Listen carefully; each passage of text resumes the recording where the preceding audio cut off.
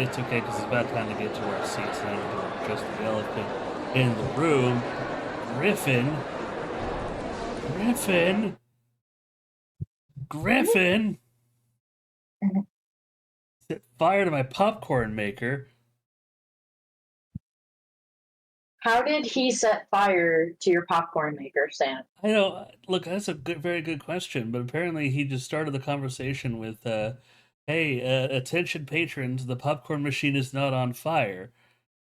And of course, being the inquisitive sort, I decided, like, well, that seems suspicious. So I decided to investigate, and I find this: a lady burning alive at the popcorn. What am I supposed to do with this information? Well, you know what, Griffin, you have to pay the insurance on that. I agree. Anyway, welcome to the Kino Corner, where we talk about the very best of movies, news, and trailers from a certain point of view. Uh, As you can see on the bottom right, this episode is about based off of a true story. Just like that popcorn story, it really happened. Trust me, bro. To, I'm joined here by my good friend Lex, little book ghost over there. Hello. Actually, I'm looking at your avatar now. So I have to look at your eyes are doing something weird for me. Like I don't know. Yes, yes, they are. One is gray and looking in one direction, and one is white in the other direction.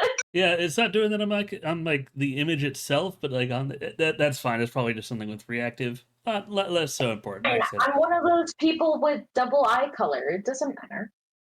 what are they I called? Like can be different. heterochromia? Yeah, heterochromia. Yeah. Griffin says hi, Lex. Hello. How's everybody doing? They really could be doing all right, but yeah. I think while everyone's gathering around the chat, might as well get started here. There's a few things to talk about, and I think for the first half of things, I'm going to take the reins here. For those who've never seen the Kino Corner, we have a topic of the day, and the later part of it is that topic. But before we get into it, we talk about any recent news and trailers. I'm going to kind of take the lead on that part because of a bit of a schedule mishap.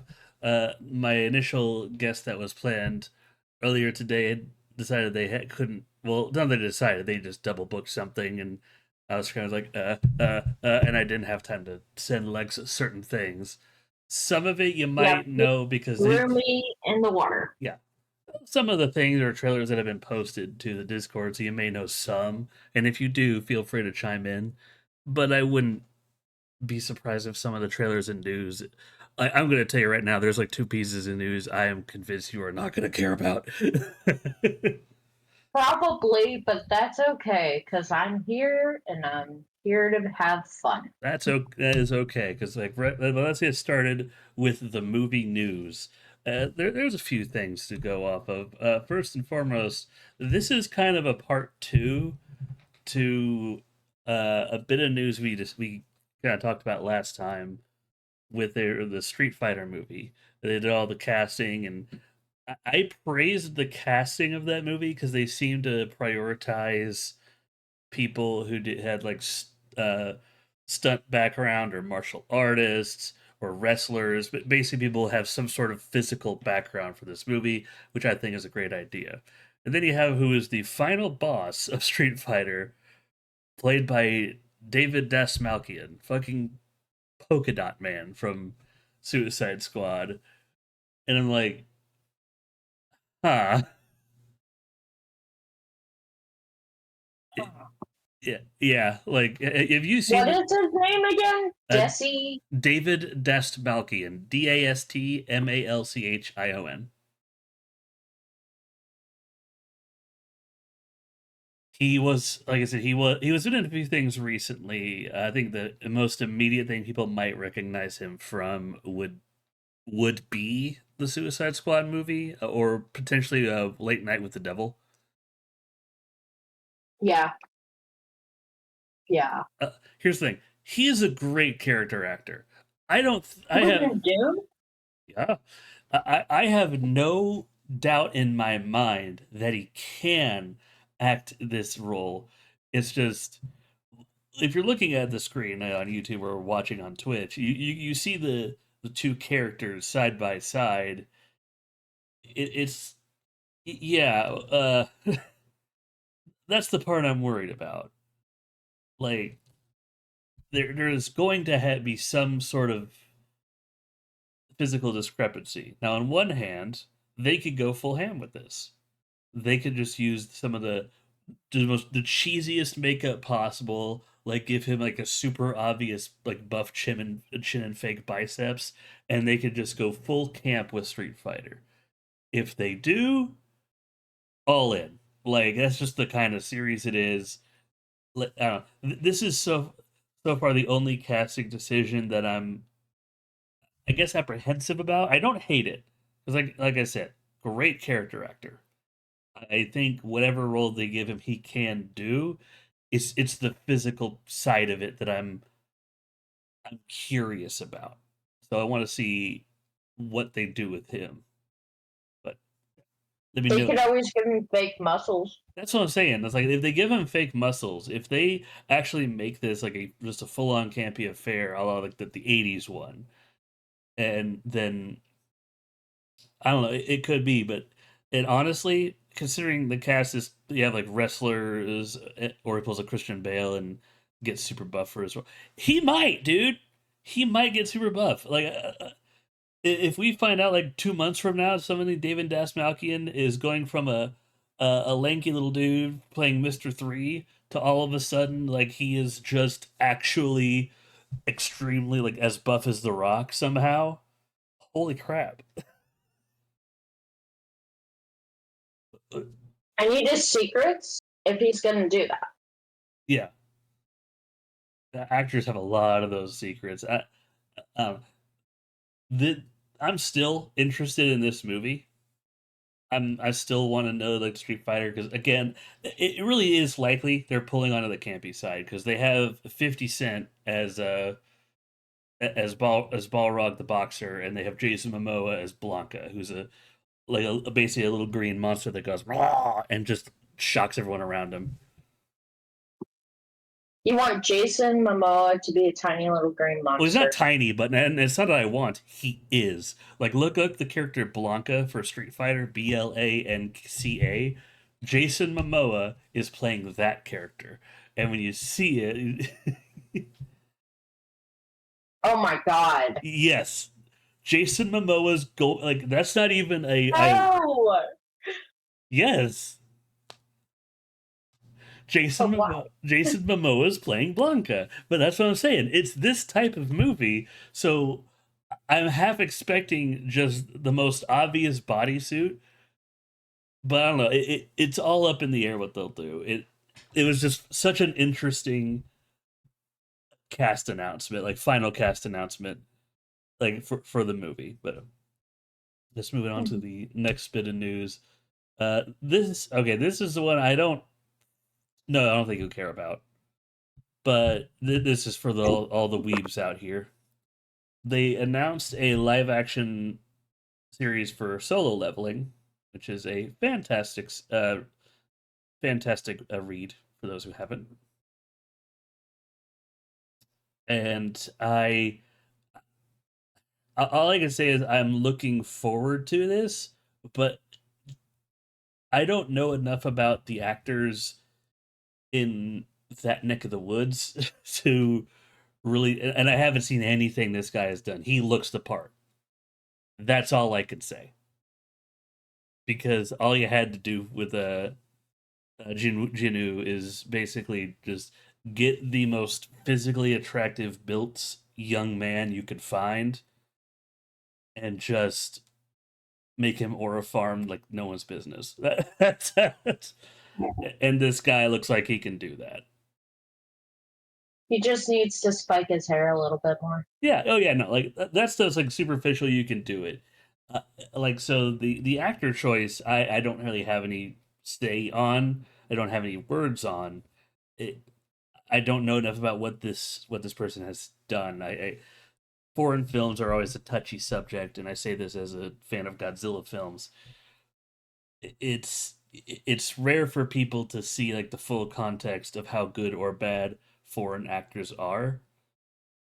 All I can say is, as a fan of this series, I do think it really can work in live action more so than a lot of anime, because it's, even though like you have all these like shadow summons and all these different powers and whatnot, it's a very grounded show at its heart, and it doesn't really get bombastic till later, which would then give them time to build a budget and for all the big battles like the dragon or whatnot. I like dragons. Oh yeah, like at some point there is a dragon. I can't recommend Solo Leveling enough. It is a fantastic read. There is a light novel version of it. If you don't like looking at pictures, like me, I like pictures. But I mean, I enjoy pictures, but also enjoy words.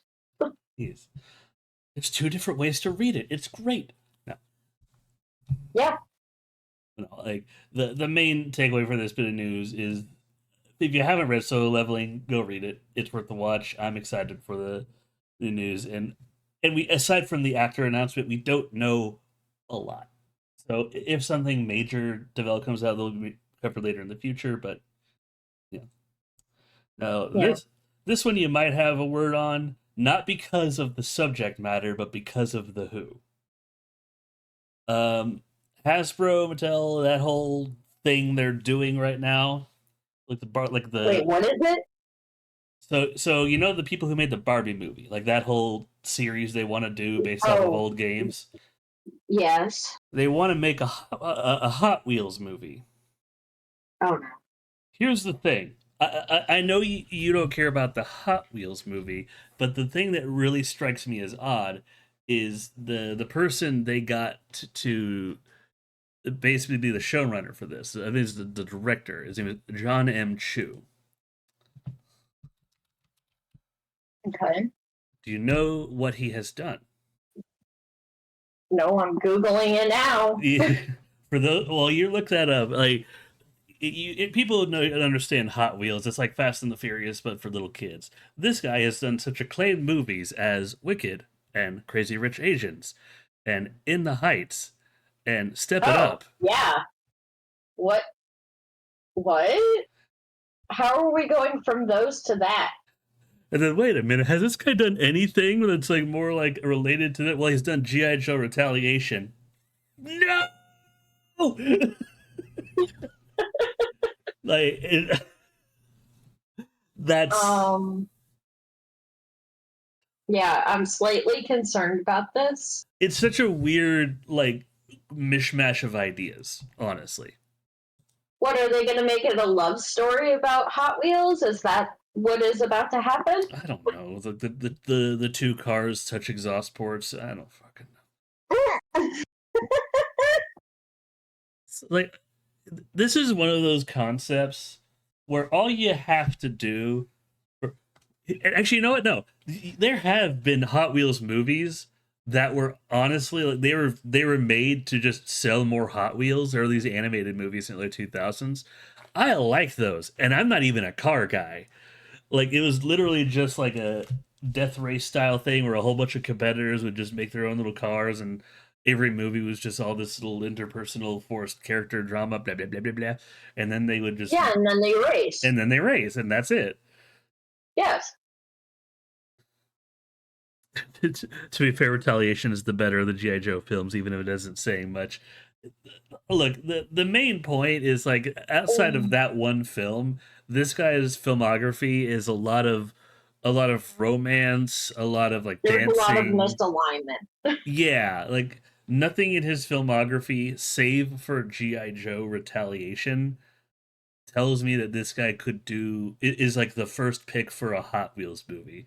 And Like, he's the one that filmed Justin Bieber Never Say Never. oh Okay? god, That is something I wish would never exist. oh, yeah, sure enough, he did. Ugh. He did. Look, again, not a car guy.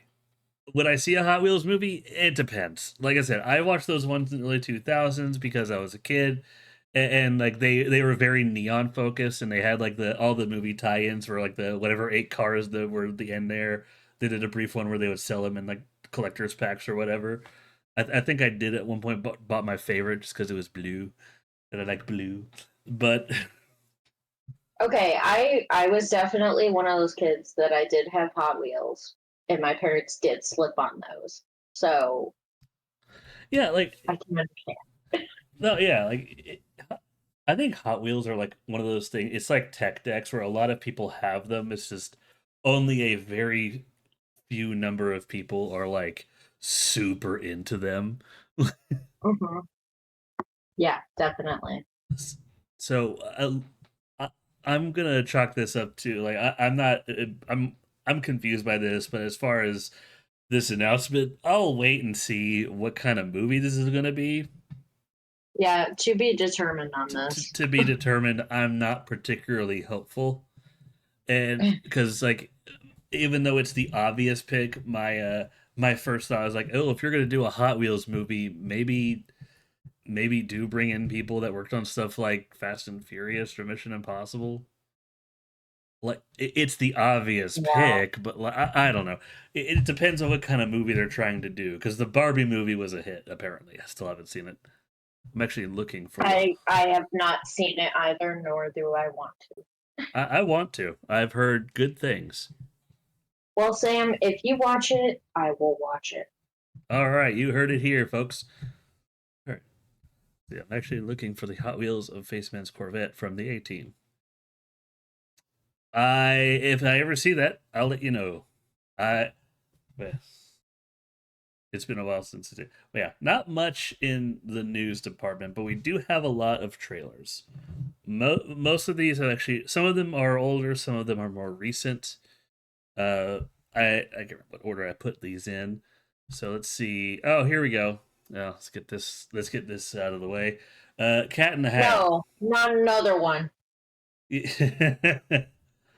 No. Okay, look. There is exactly one little thing in this trailer that makes me chuckle. One thing. Like that brief scene where Cat is just walking down that whatever office workplace he is. He's like, "Oh, hey, yak with a pack, bugging a rug," and it's all these little stupid rhymes. I chuckle at that because that seems like the kind of harmless, stupid joke Seuss would do. Yeah, That's but it. That is still, the one thing in the entire trailer that makes me chuckle.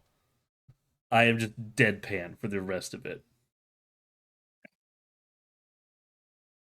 yeah. But there is one thing that makes me unreasonably frustrated about this trailer. And what's that? You know, Because I haven't seen it. at the end of the trailer, the big reveal is there's a the cat. Well, first of all, I will also honestly say objectively, the cat's voiced by Bill Hader. I know some people are hating on him. Honestly, they picked an okay voice with Bill Hader. But anyway, Bill Hader is he does the whole like, oh, let me just leave some things here, and he just drops a box, walks away with one of the kids, and when the boy is left behind with the fish, the box opens, and out of the box comes thing one, and then you have another thing, and it's thing three. Then they do the little slappy little like slapping trying to communicate, and they turn around and there's like a couple more like up to like thing 19 or something. Why? But here's the thing. Here's the thing that makes me so unreasonably frustrated. You can count the number on their chest. There's one that's obstructed. So, and one is missing. I don't know what's obstructed, but there's either no thing 2 or there's like no thing, I think it's 13. And the fact that like It would make sense if they didn't have a 13, just because of like the whole superstition with the number 13. and and if that's all it is, great. But like seriously, go thing 1, thing 3, and like every other one is like the numbers after 3. So then if the one that's kind of obstructed is 2, that's just like what? Just have thing 1 and 2, and then introduce the. Yeah, no, I could understand that.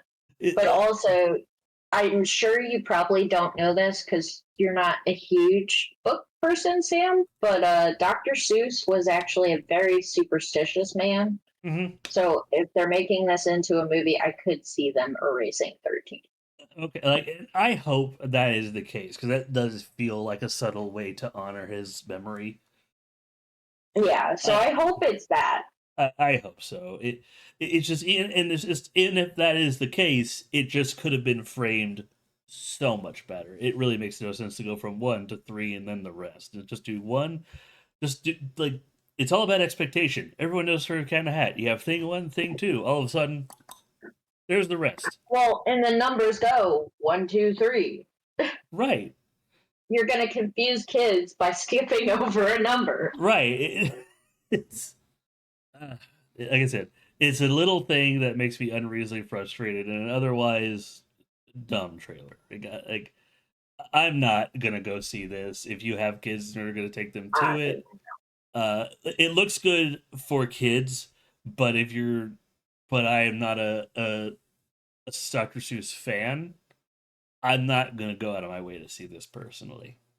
I mean, I like Dr. Seuss, but after the last Cat in the Hat movie, I have no desire. The bar is low. I will give this movie that The the bar bar is extremely low. the after like the last Cat in the Hat and no, I'm not going to include the Lorax. Unpopular opinion that CG No, Lorax the wasn't Lorax awful. is awesome. I don't know The about Lorax awesome, is but it awesome. wasn't bad. I always say I'm the Lorax because the Lorax was the first social worker. Lorax was the first social worker. Yeah, he was. But Anyway, anyway, the rest of the that's my trailers soapbox. are things that I am more interested in. Some of them you might be more interested in. Here we go. Here's I think the last big lighthearted one. No, they're the remake of The Running Man. Do you know about the movie The Running Man? Nope. Old Arnold Schwarzenegger movie. Basically, it's a dystopian movie about a variety show. If you want to, the general premise is if you are the Running Man, you go on this show, you are given a brief head start, and everyone in the world, literally everyone, is out to kill you. So whoever kills you Oh, gets the grand prize, and if you survive, you get the grand prize. So is running that being the Running Man for the next show? the grand no, it's a cash prize. It's one of those Oh, like okay. Squid Game. It's one of well, I don't want to say like Squid Game style, but it's basically like a life changing amount of money. Yeah. Like let's And say it that. looks like it has a lot of really good actors and actresses in Oh it. yeah, the trailer Arnold Schwarzenegger movies, especially ones in the like those ones in the '80s, had a very particular feel to them. They were very cheesy action movies. This Yeah. kind of somehow captures that, and I think the big part of it is the actor they have, uh, Yeah. Glenn Powell. Yeah. I'm looking up what other stuff he was in. Like Glenn Powell's a very serious actor, but every time I see him in I've seen him in like the trailer for Twisters, and when I saw him in what else did he do? I swear I've seen him in something. See, I I know oh, it was Expendables. Sure enough. But yeah, Yep. every time I see him in something, he does a serious role, but he does it in a, I guess, over the top way, if that makes sense. Yeah. The Running Man is based off a novel by Stephen King. Yes, that is correct. This is a Stephen King story. Yeah. Because that man writes about just about anything. Yeah, we all know him as the horror writer, but let's be real. Mm-hmm. He's he's the I mean, whatever he writes fantasy too. he's the whatever he feels like writing at the time. Yeah, It's definitely. just that's usually horror. It's not always horror. It's usually horror. It's horror adjacent. Yeah. Also, apparently the novel takes place in 2025. Coincidence? No. Like I don't think that's a coincidence at all. I am convinced that that is why they're releasing it this year. Like that, it's kind of a nod to that. And Yeah. whatever, I can't remember in the trailer if this is going to be like a fake future where like this still exists in like a different 2025, or this is just like 30, 40 years into our future or something. But if it is, if they do choose a future year, they've kind of locked themselves into another Running Man remake. Like, say this takes place in like 2045. Well, in 2045, we're going to get another Running Man remake, Yeah, a which hundred percent. which is not the worst thing. Like I've said it before, I'm not against remakes. I just think you got to put time in between them. Running Man is a Yes. Running Man is a movie that it's been like close to 40 years. It's been almost 40 years since the last one. And the last one was an Arnold Schwarzenegger movie that wasn't taken fully seriously. Well, it correction. It was taken seriously to a point, but the audience couldn't take it fully seriously because of Arnold Schwarzenegger. So in this one, Yeah. you had the actor Glenn Powell, who's good at like being straight faced in an over the top way, and just kind of it almost gives a vibe like Bullet Train, if that makes sense, like a light action comedy. Sam, you're going to be mad at me. I still haven't seen Bullet Train. We can watch that later. It's a fantastic. Bullet Train is a fantastic movie. I consider that a masterclass of Chekhov's gun. I know you love it. I just Yes, haven't seen it and one day we'll fix that. yet. Someday. Then someday. What? Well, today is Sunday. Let's what? Oh my god. But no, the trailer looks fantastic. It really does look like they're leaning into the campy side, and it's like that Bullet Train vibe. I This looks just awesome to watch. Like I recommend Yeah. watching the trailer if you haven't already. All right. Oh, here's a movie that I don't think you would have seen the trailer for. I've only seen these trailers. A few of these I only saw in front of either Jurassic World Rebirth or Superman. Spoiler alert, I'm going to be talking about both of those in recent films. But this is a movie called Caught Stealing. Okay. So the premise, from what I can gather, is you have this dude who is he's not a hero. He's a kind of a junkie. It's implied. I don't think it's ever shown, but it's implied. He's kind of living a cheap life, likes to party. He gets by barely. He's not an awful dude. He's just kind of shithead. But one day his neighbor, who is just full on like British punk, like he's like in his like 40s, but he has like a mohawk. He's like, "Hey, what you doing it?" Like it is cartoonish. But and one day he's goes like, "Hey, could you watch my cat?" He's like, "Yeah, yeah, sure." And the movie starts basically just him watching this dude's cat. That's all he's doing. And Okay. one day he's going back home and at his apartment door, and these two random thugs get married. It's like, hey, is he home? It's like, oh no, he's not home, man. Sorry about that. It's like, where? And they started just rubbing him like, where's he at? And he's not even a part of whatever this is, but because these gangsters just start pushing him, and he's like a little snarky, he's suddenly a part of just this whole thing where apparently the British dude just has all this money that's supposed to be divvied out between all these different factions. And because our protagonist knows the guy and potentially has some information about it, everyone is harassing him and like beating him up and trying to get some information. Like you have Colombians threatening him with a pistol. You have a bunch of Hebrew dudes like rabbis just beating him up on the street. Wow. Yeah, it's surreal.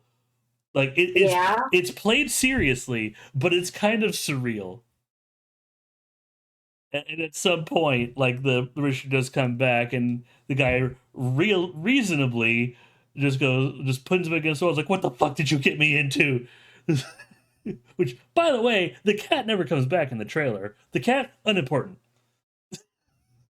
It's The literally, animal is always the most important thing. yeah, like either the cat is the most important and they're hiding that in the trailers, which if so, kudos, or this really is just a stroke of bad luck. But no, this looks very odd. I'm still on the fence if I would want to see it, but I understand everybody who does want to see it. This looks like a good time. I am going to vote no as of right now until I watch trailer. Of course, yeah. And if you're watching on YouTube, there's going to be a link below with a list of all the trailers we're talking about, with maybe a few goodies, but we'll see. But no, like Caught Stealing, easy, fun trailer. The other one I think I put right after this, yes, a new Leonardo DiCaprio movie.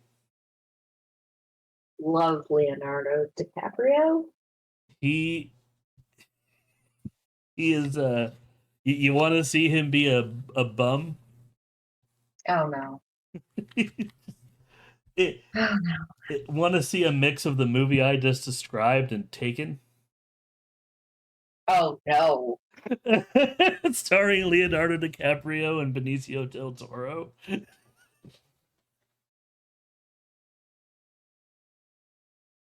What is this movie called? This movie's called One Battle After Another, and apparently, basically, you have this dad played by Leonardo DiCaprio. He lives in the boonies. He's just kind of he's very overbearing. Like the first thing we see is just you have this kid just going to pick up his daughter, and you can kind of tell from looking at this poor timid kid, he probably doesn't gonna do anything, but he gives him the whole like, whatever you do to her, I'm gonna do to your whole family tenfold. He gives him that whole shtick. Oh no. It's like this poor kid, but you find out in the trailer that apparently he is that way because he has a history and he's kind of done everything in his power to keep her away from that history because it caught up to their mom. Like basically, him and his mom have some kind of history, which I don't know what it is in the trailer. That's part of the intrigue for me, is if his mom is another criminal or the cop chasing him. It's weird. The commercial Oh, frame or the trailer frames it vaguely, but okay. at some point something happens. The everything catches up. They kidnap the girl, and he freaks out. He goes to his. This is another one that's surreal because when he goes to Benicio del Toro, he's in like a kid's karate dojo. He basically just kicks down the door. He's like, "Sensei, I need your help, Sensei." And he's like, what's going on?" And the next time you see him, he's just like throwing kids' nunchucks out of the closet. Like, all you have is nunchucks. Where are the guns, dude? Calm down. Jesus. Like the last shot of this is him being questioned, like, "Sir, what's your last name?" And Leonardo DiCaprio is just crying, like, "Batman." Oh no. It's so weird. I, yeah, like Gryphon's right. Imagine all the crash out Leo moments, like from his movies, dialed up to 11, and that's this movie in its entirety. Oh god. This is Leo's crash out. I I am more likely to see this than Caught Stealing personally because it looks delightfully weird. Okay. But again, like outside of Cat in the Hat, every single movie trailer that I'm going to talk about today is something that I would see. I might see at some point. Maybe it's on streaming, maybe it's on theaters. I don't know, but no, this one caught me by surprise when went to go see Superman. It looks really funny. It's still kind of fresh in my mind because I saw Superman twice. Hey, but yeah. Well, if you want to look up the trailer, it's just called One Battle After Another. Got it. And what I'm going to do is I'm going to see if I can link some of these in the Discord. But for now, next trailer. Here we go. Okay. Have you ever read a book called Project Hail Mary? Oh wait. Yeah. There's a movie based on Project Hail Mary. I heard somebody talking about this at the bookstore yesterday when I was walking through that section. They said it's going to become a movie. And there's a bit of controversy. A lot of book readers are not happy with the trailer. Well, that's always going to happen. Well, here's the thing. I think this is one of those times where now that I know what they're mad about, I think they're justified. Because even I could tell in watching this trailer, it feels like they were giving something away. So I'm not going to say what it is, but I'm going to try to give you some hints. You know the thing he finds, Mm-hmm. how it's supposed to be a twist? Oh, no. Revealed in the trailer. Completely. No. Yes. Oh. Yes. Yeah, no, I can understand why the book readers are upset by that. Yeah, like here's the thing. I think the movie looks pretty good. I do think that if you want a full like actual trailer experience, that'll come to a shot where he's gonna like go through space, he encounters something. Cut it there. Cut it there. Where he just says, I found something, next image, cut it. That's where you're gonna stop watching the trailer. Because those last like Yeah. 20 seconds go into full reveal of what he finds and just No. yes. Yes, it does. Like even I could tell like this should have cut at some point earlier. This is not this movie could be fantastic. I could say with every bit of context I have, this is not a good trailer for what could be a good movie. Because outside of just that reveal, everything looks fine. Like I haven't read the book. I'm only judging just from what I'm seeing. The movie looks fine. Like I would totally watch this movie. Yeah. I would be excited for that if I didn't know what you just told me.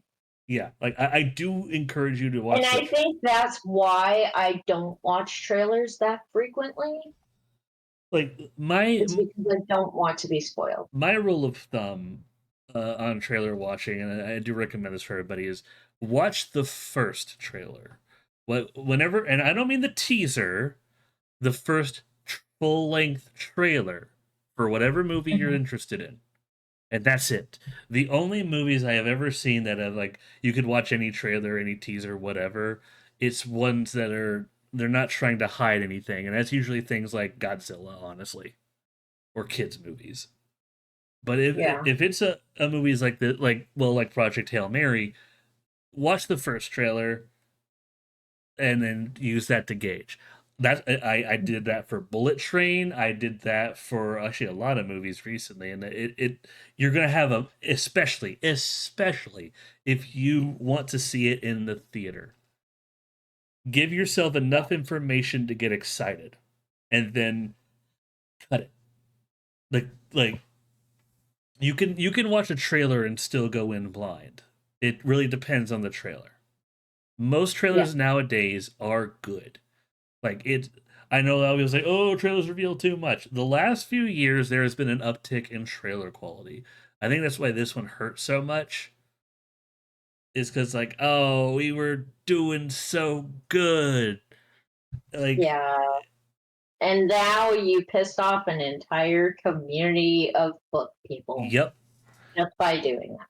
yeah, and because of that, it's hard to say what what the response will be. It's hard to say if this movie is going to be good or good. It's going to be have a very good reception. If it's going to make its money in the box office, because that is just a big scar on it now. That's going to be a bit of Mm-hmm. a PR hit. They're going to have to figure out. Mm-hmm. And again, Agreed. like that is a shame. And I even though you know, I do recommend you watch the trailer, Lex, because I will. like everything about Project Hail Mary, like judging it, and again, I'm only judging it as a movie viewer. I'm not an avid book reader. I love the art of film more than I like the written word. And that's okay. But like I'm just just the opposite, but yeah, that's okay too. yeah, it's just this particular movie looks honestly interesting. I know this it sounds weird, but I would immediately compare it to some like Interstellar or The Martian or another. Or, there's an Adam Sandler film that came out recently. God, what's it? The one with a weird spider? I can't remember that. It's a weird movie, but I would naturally feel I'd want to put it in veins with those movies, and this one looks like it barring the revealed twist, looks like it could be a better version of some of those. Yeah, like I predict I don't know what the backlash will be, but I predict this is going to just be a very good movie with poor marketing. Okay. That's my prediction of what's going to end up happening. Yeah, I think that's understandable. And a lot of the time when we have book to movie adaptations coming out, a lot of times the trailers kind of screw with the storyline and everything. So Yeah, we'll see. we'll see. We'll see. We'll see. Next, here we go. This is a trailer I don't think you would know about, but I do because it one of the most underrated films on Netflix is called Troll. I'm dead serious. It's a Norwegian film about well, let me give you three guesses. It's called Troll. Yeah. No, they have you ever seen the movie Troll Hunter? Like that found footage style movie? No. Also great movie, but this one basically they find a some weird remains, they find out it's a troll.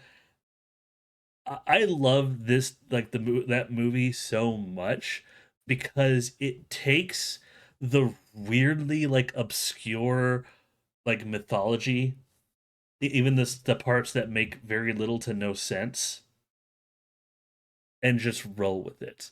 Like it is canon in this universe that trolls smell the blood of Christian men, but they don't. And here's the thing: Griffin, get out of here. so clearly it's about leprechauns, exactly. So Good luck. and there's a trailer for Troll 2 where like there's something else, and like they see a another troll, which thanks to my mythology loving behind is looks like a Jotun, which is just a very large snow troll, snow giant, which Interesting. and then it looks similar to the troll from the first movie. Which side note, it's a kaiju film because trolls are massive. Yeah, Yep. mythologically Check out. accurate trolls. Some of them are small, Yep. some of them are giant. Extra large. Yeah, like, but no, and this the first troll movie it does take itself very seriously. It's less concerned with just the action and revelry of the trolls destroying the city, and more about the intercharacter like relationships and like understanding what this thing is, how it moves, and just it takes itself very seriously. That's why I think it's a very underrated movie. And Okay. so Troll 2 seems to be like deeping more on that. So I don't know if we're just going to get a second Troll. That's probably what's just going to happen. Or if they're going to discover another piece of Norwegian folklore. I don't know. It's coming out December of this year. Um, the trailer is very short and simple, but looks really fun.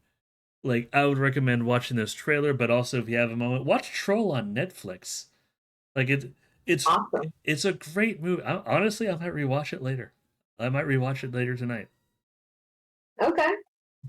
I don't know. Well, I, I think we got one more. Here we go. Here we go. This is a movie that caught me by surprise, and I have so much high my expectations for this movie. What is this? Tom Holland, The Odyssey. Oh, Tom okay. Holland is playing Odysseus' son. From the trailer, we see Tom Holland talking to someone about his father Odysseus, and they're like, And there's this whole. It's a Christopher Nolan film, so you know that it's going to have great dialogue. But it's he's basically like, who else has a story about Odysseus? So some say he's a hero, some say a villain. Just kind of goes in this feel. At one point, he says he might be captured. It's like, ah, no one can really capture that old man. and then it cuts to Odysseus floating on a raft, and then just the Odyssey. That's it. That's the trailer.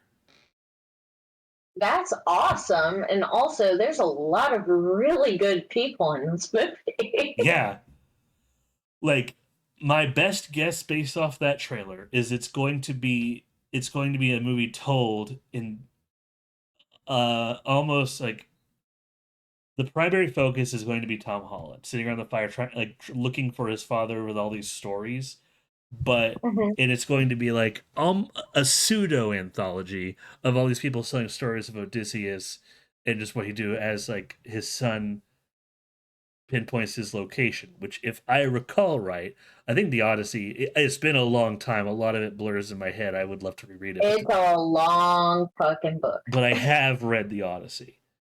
If I Has recall correctly, like I said, it's been a long time. So I might not be remembering details right. But if I recall correctly, Odysseus's son going to find him is a thing that is a point of like a major part of that book, correct? I believe that it is. It has probably been even longer since I've read it, Sam. No, you're good, you're good. But if that I is, have it though. I can reference it at another point, but yeah. Yeah, Spider-Man gets help from the Punisher to find his daddy. Yeah, yeah. The guy he's talking oh to is my the god. trailer is the guy played by the Punisher. Or the guy play. Yeah, yeah. You know what I meant. But Yeah. my other expectation, and it's honestly because I know what type of stories are in the Odyssey.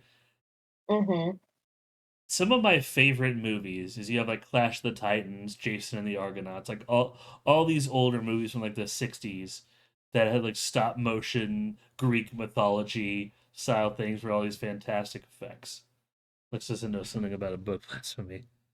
Scriven says, but like I would love it if this movie is like a mix of that. Like you have a lot of scenes like what we saw in the trailer of just sitting around the fire and talking, but then you have a lot of scenes where maybe you just have Odysseus and his men fighting a freaking Cyclops. Like I said, I would like to Yeah, reread the Odyssey. I want to see him fight the Cyclops, and I want to see him get stuck with the sirens in Yeah, the water. like I want there to be really good creature effects that Yeah. like again like my immediate reference point is Clash of the Titans and Jason and the Argonauts. Like that's like the main two things I'm going to be looking at for the Odyssey. But like I would love it if that movie like pseudo reference that, and not even as a reference to those specifically, but just a nod to that era of filmmaking. If they just most of the movie could be this character drama, but have these moments of just wonderful practical effects of just Odysseus and his men like fighting the Cyclops, encountering the sirens, just going through like fending off harpies, just all this stuff. Yes, Like absolutely. that's like my expectation for this is that's where it's at right now, and that we might not get that. Again, this is a Christopher Nolan movie. We can't forget that. The chance of this being a more grounded story and just the son listening to the stories, and then it's just him finding Odysseus, who's just a sailor, to kind of putting realism to the story, that's just as likely. I don't want it to do that though. I this is a story about Greek mythology, and I want it to like revel in that. Yes, absolutely. Agreed.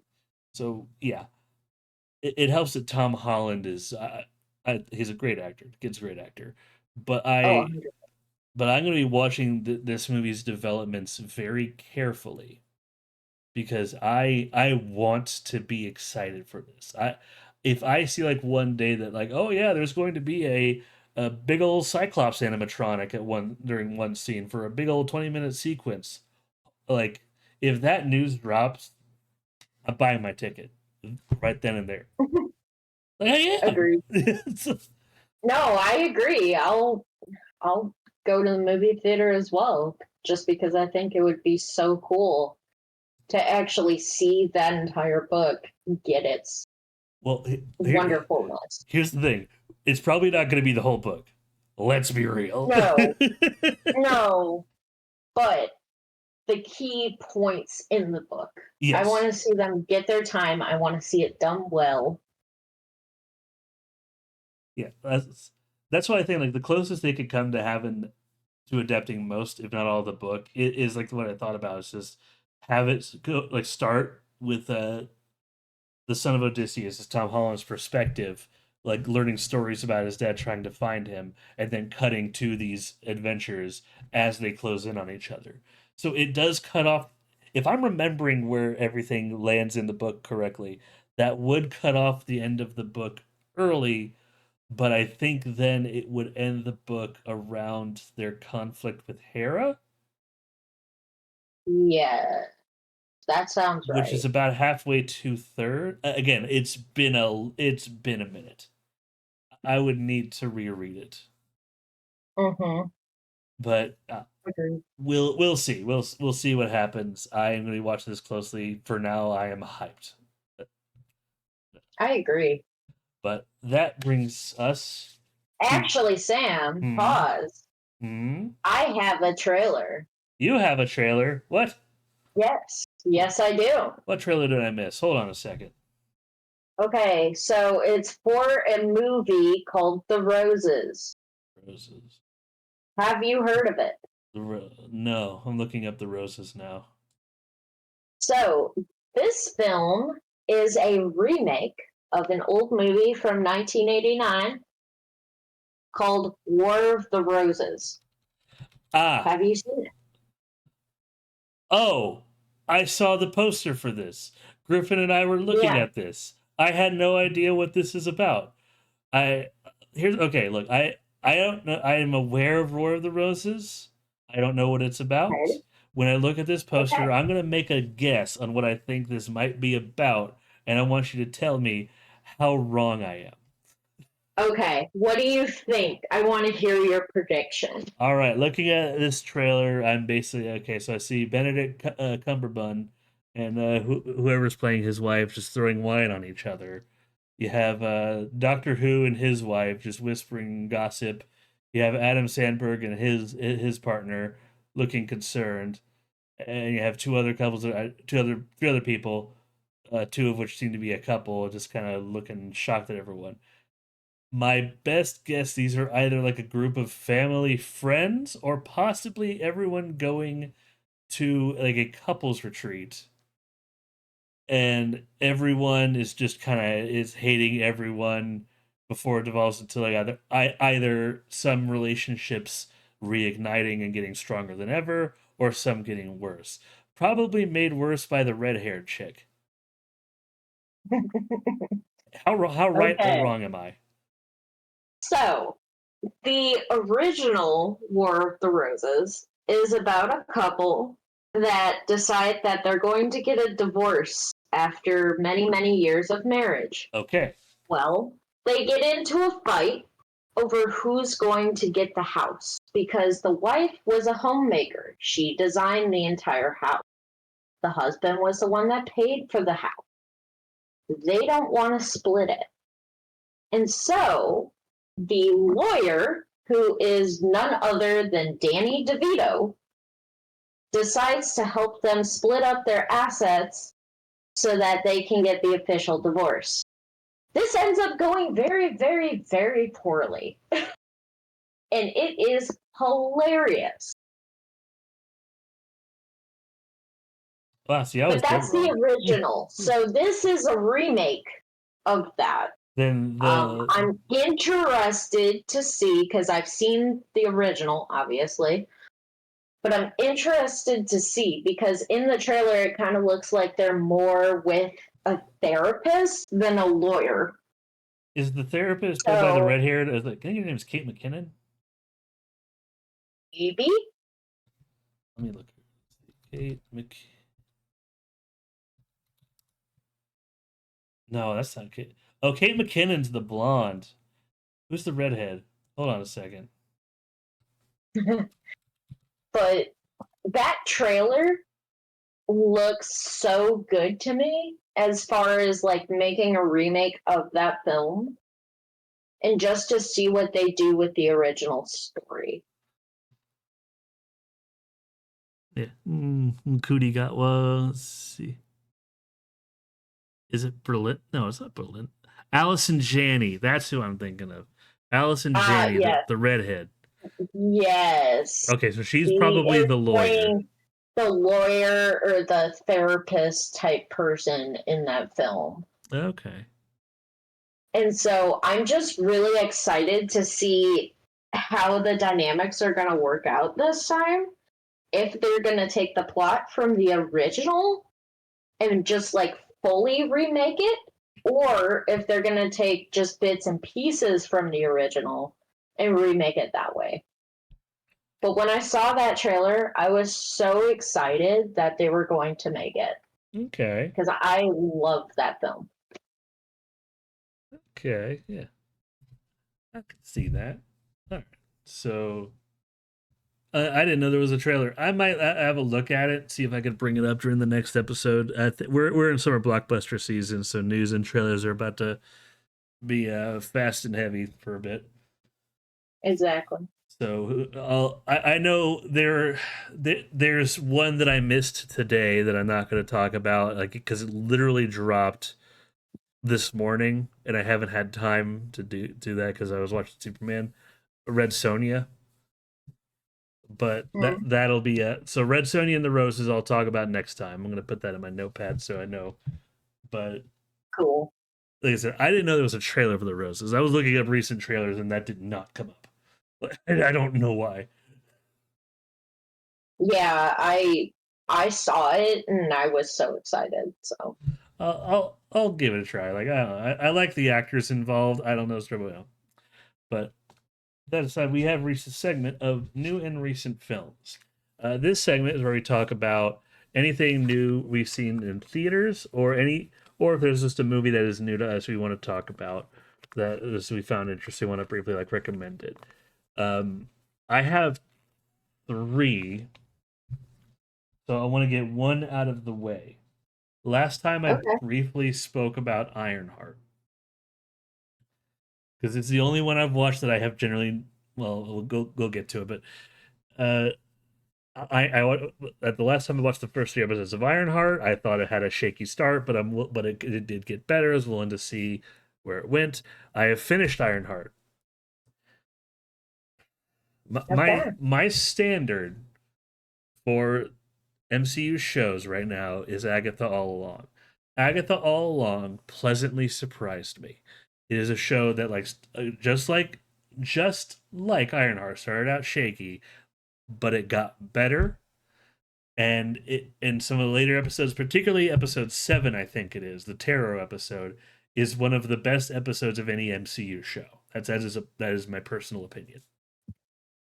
Okay. It is very good. So that to me, that's like the standard of quality. Like, so with Ironheart in particular, all I wanted from the show is just like, all right, let's tie this into the MCU. Give me a reason to care about Riri Williams as Ironheart, because Eyes of Wakanda, or not Eyes of Wakanda, Eyes of Wakanda is the animated show. Wakanda Forever, I don't feel like it fully did that. Like, Riri Williams felt like more of a side note in that movie, despite her playing an integral role.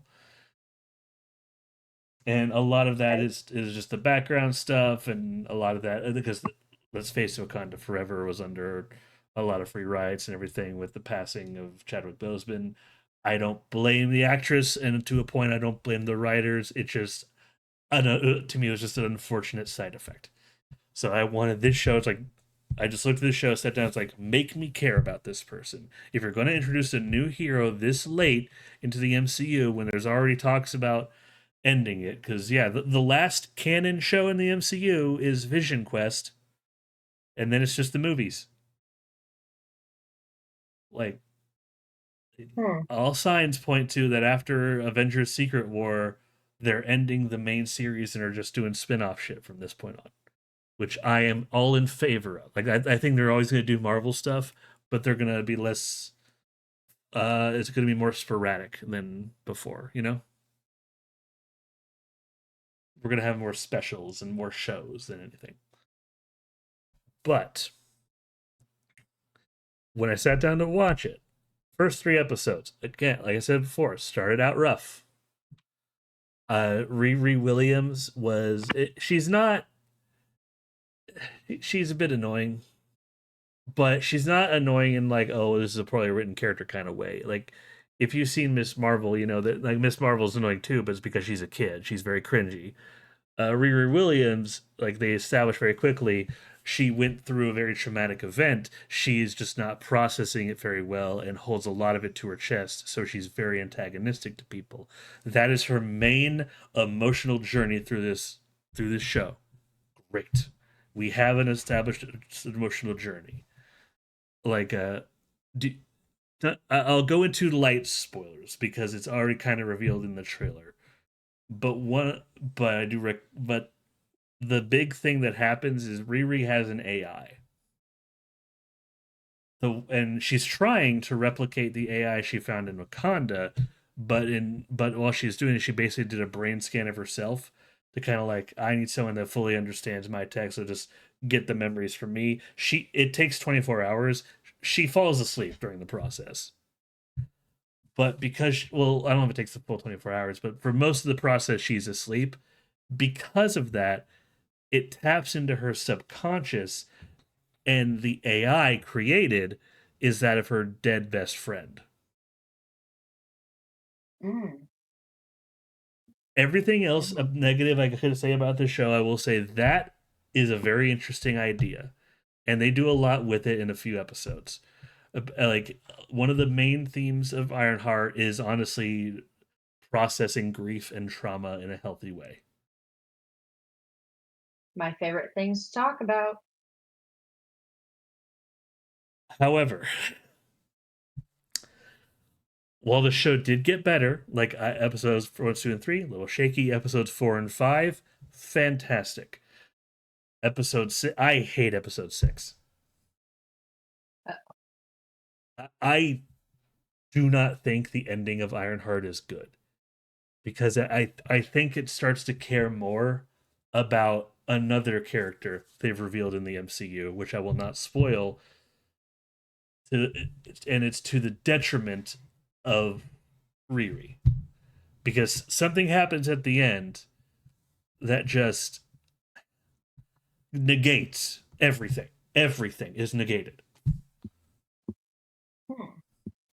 It is, and you there.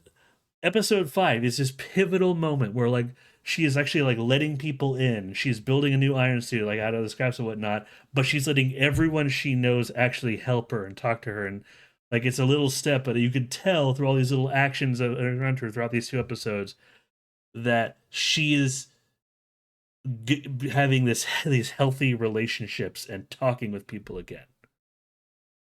Yeah. This is like at the end of episode 5, up to that point, I like Riri. I do. I think like she's a bit of a brash kid, but she's coming from a good place. It's just everything around it. I want to spoil who this other character is because part of it's a meme. But the reason it bugs me is, let's say both science and magic are involved. I'll say that much. And at the beginning of episode 4, they consult a sorceress because it's the MCU. Sorcery exists. You don't even have to explain it; it just does. And Yeah. you have these really quirky ladies. These really quirky ladies just talking about trying to figure out because she gets this MacGuffin to try to figure out how does this dude get this powers, and they're like, and once these sorcerers like know where their power comes from, it is their face goes dark. They're like, no, you need to get rid of that. This is dark. Like this is like what is this like? What like is this like a big old demon or something? Like no, this is not a demon that attacks. Like this is something they deliberately say, mind you, and this is not a demon that attacks. This is someone who makes deals. This is someone that will like worm their way into your mind to make a bad deal, and you do not need to mess with this. Get as far away from this as possible. She has that warning. She Yeah. sees what is going through with this other character, like what it's doing to them.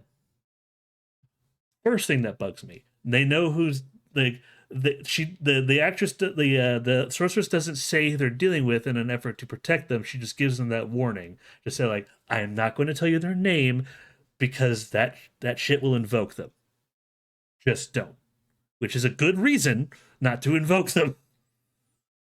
Yeah. And then we reread like when they want to learn more about it, she calls not the one who knows who this is, but the apprentice, thinking it's the wrong entity, and then make tries to do everything to contact them. And then Yeah, see, that's just everything that you shouldn't do all yeah, wrapped in yeah, one. and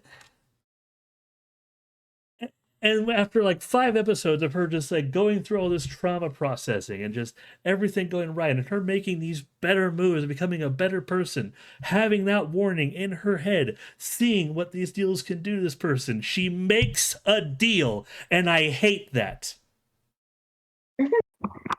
There's like oh man, like it would have said like I know like there's an argument to be had if you watch the show about how she was in a vulnerable place. Like that's only going to go so far when she has already been in that vulnerable place for years, because that was the whole point of the AI.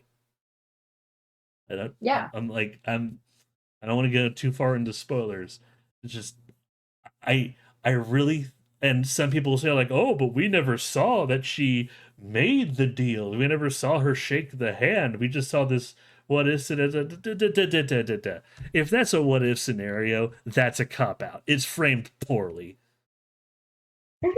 Like it it is a bad ending to what could have been a good show, because again like it's a show that started out shaky and it got better. Episodes 4 and 5 were really good. You had like her make this unique Iron Man style suit that like it really feels like that's uniquely Riri Williams. It's not Iron Man, it's not War Machine, this is her. And like, all right, I'm digging this character. It's like I'm gonna go against every message in this show up to this point, all for the sake of making this one dude seem pseudo threatening. Oh, it's so frustrating Deep breaths, Sam. Deep breaths. because I didn't want the show to be bad. I'm in again. I know I've been against Riri Williams in the past. It's more about her comic book adaptations, and it's just I've always said since before Wakanda Forever, what I want is them to portray like this character Ironheart well, so I have a reason to like them. And this is Hmm. frustrating because in the show we almost got that. It's like Yeah. by the end of the show, I don't want anything to do with Riri Williams. It's like it's just no. She's willing to basically just like it's like, oh, but she did it for her friends. No, it's like she reverted. There's no way it could be spun that she reverted for no good reason. Yes, it's a fairy tale ending for her to turn down the deal, but sometimes the fairy tale ending makes the most sense, especially because the choice was entirely hers. Yeah.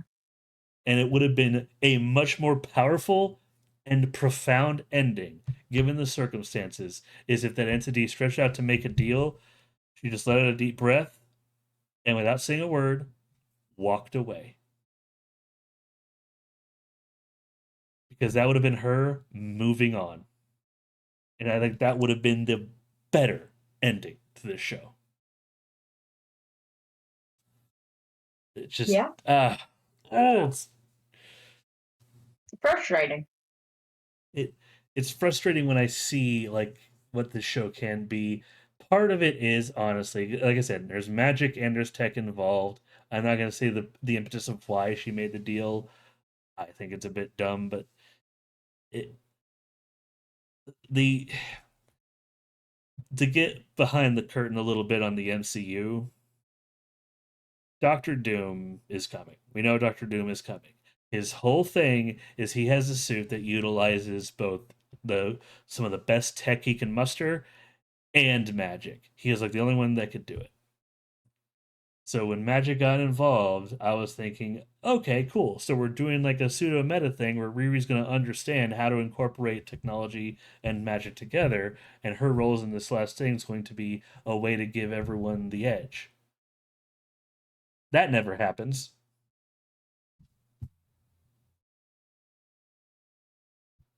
It's like, and likely she's never going to encounter it. It's just, it's a series that makes me ask why, and I shouldn't. I don't know. The other two things I want to talk about are so much happier, so I'm going to talk about those. That's a good idea. But the other things I watched in theaters were Jurassic World Rebirth and Superman. I'll talk about Jurassic World Rebirth first because I had the Jurassic World episode or Jurassic Park episode a few months ago, and as far as where I would rate it, it's not bad. I'm gonna say it's not bad, but it's not without its flaws.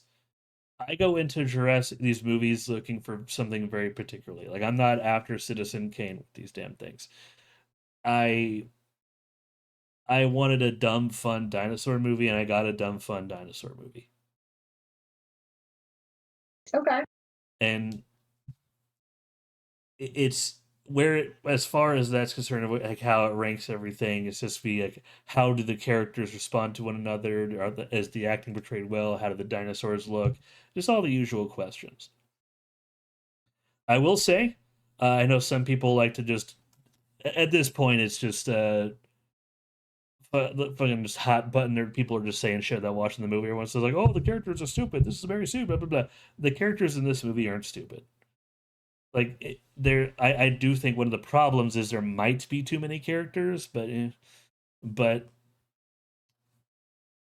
they're like one of the groups is like a family that isn't.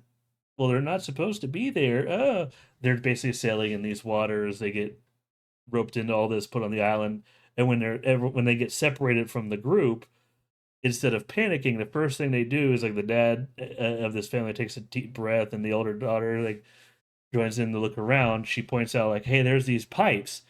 They look and see the pipes are coming from the ocean. It's like, okay, these are going somewhere. Let's stay together, stay low, follow the pipes. We know there's like some facility here that the other guys were looking for. We can meet them there. And I'm just like, great. That sounds like the most logical thing to do. Yeah. Like, like I'm not saying these people are geniuses, but like these people are doing exactly what you should do in this kind of survival scenario.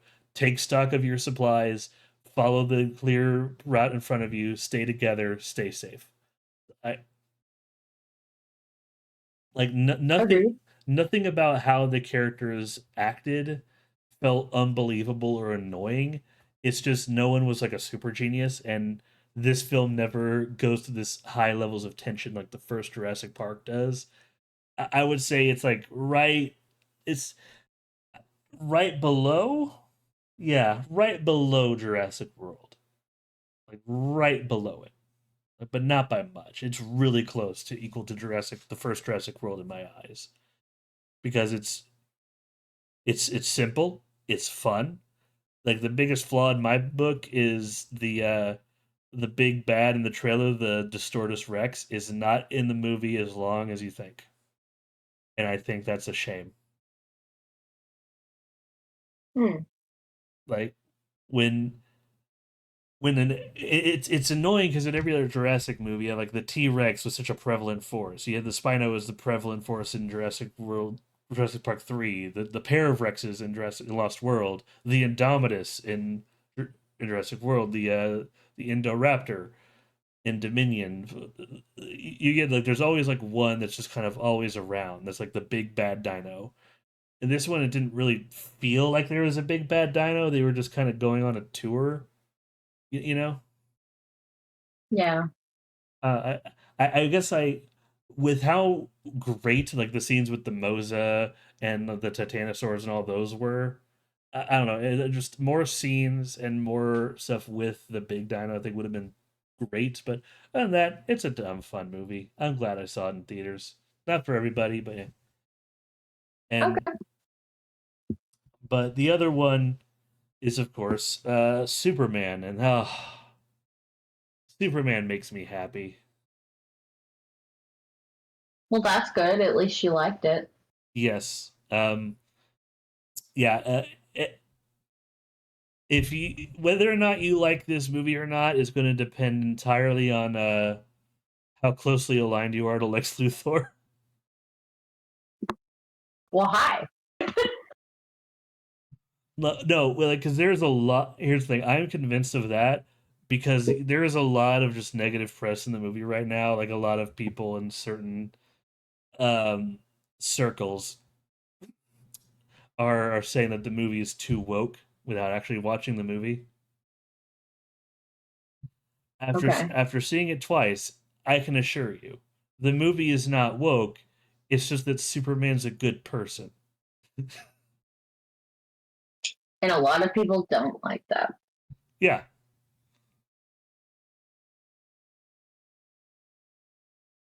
like it boggles the mind because this. Here's the thing.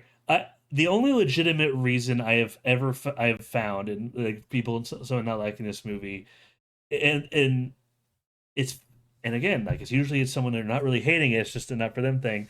I saw someone say like, "Look, the movie was fine. I'm just not into like the overtly comic booky style. I am actually more into some like the Dark Knight, so it's not really for me." That is the most honest reason I have ever seen someone say for them not liking the movie, and I was like, "Hey, it's not for you. Go for it. That's fine." Yeah. But I had to dig for that. Most people are just blasting this movie or are just over. I think overpraising as well. I do think the movie is flawed. It's not a 10 out of 10. I would say eight and a half. Eight and a half. 8.5 out of 10, I think is fair. It's very Okay. good. It's very good. And a lot of scenes make me very happy. So they're I might need to go and see it. yeah. Yes, honestly. It is worth the for the experience alone of seeing it in theaters, it's worth it. Cool.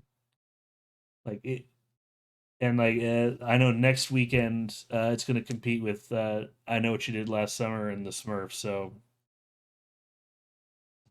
I don't think it's going to be competing with the Smurfs in no, any way, shape, or form. But no, it's not. And like I think James Gunn was counting on this because when I was talking to Kitty about this at some point, the release schedule of everything about the big summer blockbusters.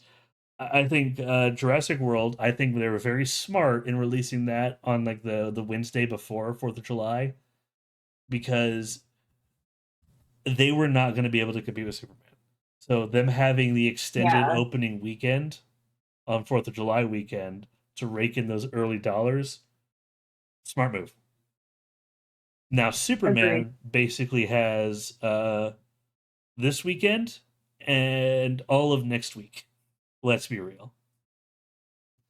They have 2 weeks to just go ham and just build this box office because people are going to rewatch this. Oh, we when both times I saw it, packed. Theater was packed, and I would not I be believe that. surprised if the theaters are going to be packed again next weekend. Like we I saw, can believe that. mhm. Like one of the showings was at 10 a.m. this morning, and it was still packed. Think about that. That's crazy. Yeah. Now that being said, I think some people are going to go see. I know she did last summer, and some parents are going to. Well, I don't think Smurfs is going to have good reception, and it's I don't think it will. no because like parents are going to take their kids to see Superman, or the next week they're going to take them to see Fantastic Four because movies are expensive, and a lot of families are going to be all like, "All right, all right, all right, little Billy, You could pick one movie. Which one do you want to see? Not many kids are going to choose Smurfs when this summer they can go see either Fantastic Four or Superman. They're just not. Yeah, I believe that. I wholeheartedly agree with that. Yeah. So I think that even though Naked Gun's coming out right after the week after Fantastic Four, and I do plan on seeing that, I do think that both Superman and Fantastic Four are going to have an easy 2 weeks each of dominating the box office. Definitely. It, Um, but yeah, I think it's just going to depend on the family too, because oh, of some course. people are closer to Superman and some people are closer to Fantastic Four. Oh yeah, of So it'll course. be So it's like interesting to see how that plays out. some people are going to see both. Some people are going to only choose one. I think more like, now that I've seen the movie and people are kind of have it out and about. I think more kids are going to go see Superman, but more people are going to go see Fantastic Four. That's my guess. Okay. Like, because Superman is a comic book movie in every way, shape, and form. It is silly, it is goofy, it is campy, and I love every minute of it. There you go. Like, I don't want to spoil like a lot of the jokes, but some of them are really funny. But in one of like the subtle scenes, like during an attack, there's a little bit where Superman just saves a squirrel and just lets it out of the tree before going back to a fight. Like, okay, but Oh, geez. that's what he would do, though. I know. I know. That's something that he would definitely do. He's just purely good, and and I will say, and I after saying it a second time, it reaffirmed this. Like Superman goes through his own little arc in this one about kind of coming to his own, accepting who he is. Um, at a certain point in the movie, I'm not going to say what it is. I do recommend you see it in theaters. I'm just going to say what can I say to without spoiling anything. Uh Nothing. oh, okay, I got it because this part was in the trailer. Uh, I'll just say after the scene with Paw because we got a glimpse he has a scene with Paw. I'm not going to say when it is. I'm not going to say what happens. But from that point on, which is like a good like well no, I don't want to see how much it is, but from that point on, whenever I see David Corn sweat in that outfit, I just look at it as like that is Superman. Like there is no doubt, no hate in my mind. Like that is Superman. He has owned this role.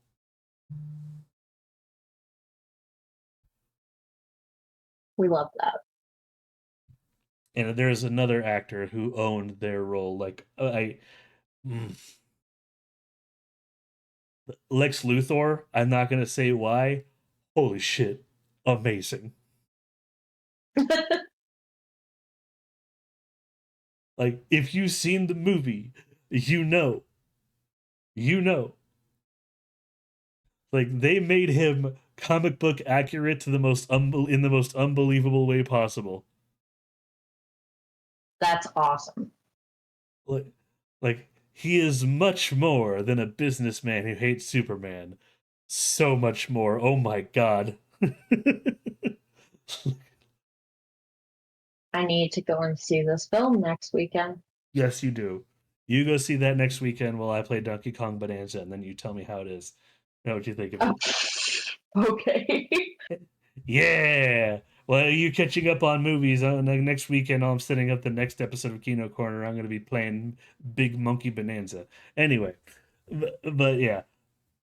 Uh, Ironheart frustrated me. Jurassic World Rebirth, I enjoyed, and Superman I loved. Next episode of Kino Corner, I will be able to talk about Fantastic Four. It'll be very fresh in my mind because That's good. I'm going to go see, if I have the timing correct. I'm like I usually when we do these live on Sundays. Yeah, the 27th will be the next Kino Corner. I'm seeing it in IMAX on the 26th. So But yeah. There you go.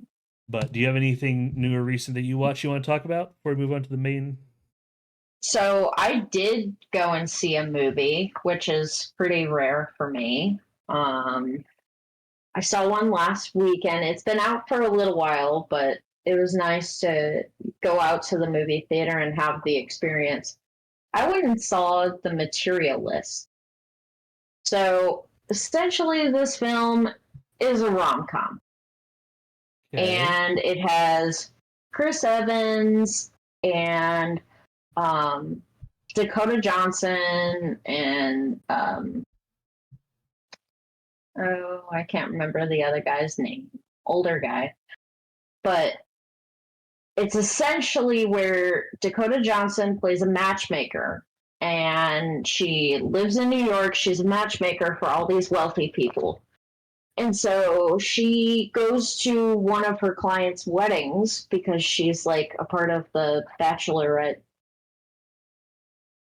the standing party, I guess. And she comes into contact with the guy's brother, and he starts hitting on her. Well, then, out of nowhere, her ex boyfriend is one of the waiters. And so it gets into their whole backstory of why they broke up, and then also brings in her relationship with the older guy because they give it a shot, and then they figure out, actually, no, this isn't for us. But overall, the movie was hilarious and it had a lot of very good messages. I know it's not your type of film, Sam, but really good overall. I'm down for whatever type of film. But yeah, it's just like a typical rom com of women need to stand up for themselves and men are kind of weird sometimes. That's the best way I know how to put it. But that's the only film that I've seen recently that has been in theater. Hell yeah. At least you liked it. Yeah, yeah. And, you know, Chris Evans is always enjoyable. Hey, yeah. Anything else before we move on to our main topic of the evening? Nope, I'm ready, Sam. I was Okay. born ready. All right. So, based off a true story. So these are films. I kind of added this on a whim as a catch-all. There's a lot of films that fall under this sort of based off a true story. There's two I watched in preparation for this, and it kind of made me realize how differently we used to take movies that are based off a true story versus how we treat them now. Okay. The one I watched first is a movie that it's still when I look back on it fondly. It's Remember the Titans. Okay. Yep, Uh, Great movie, it is. but the other one and here's the thing. This is based off of a true story, but it's faced differently. It's the Bohemian Rhapsody. Oh, I loved that film.